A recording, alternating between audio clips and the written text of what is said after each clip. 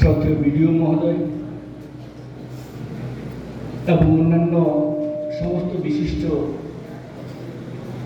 ব্যক্তিবর্গ, উপস্থিত বিভিন্ন বিদ্যালয় থেকে আগত প্রধান শিক্ষক, সহকারী প্রধান শিক্ষক, অন্যান্য শিক্ষক শিক্ষয়িত্রী মণ্ডলী,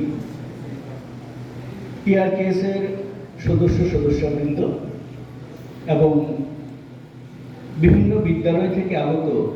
আমার প্রাণপ্রিয় ছাত্রছাত্রীরা, আমি সত্যি আনন্দিত এবং অবশ্যই গর্বিত এই কারণে যে আজকের এই যে কর্মশালা, যার পেছনে মূল উদ্দেশ্য হচ্ছে এক নলছর, শিক্ষিত নলছর, সুশিক্ষিত নলছর, এবং সেটাকে সামনে রেখেই জীবনের প্রথম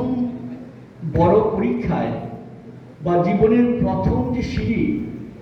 চলার পথে, সে মাধ্যমিক পরীক্ষায় ভালো রেজাল্ট করতে গেলে কিভাবে অগ্রসর হতে হবে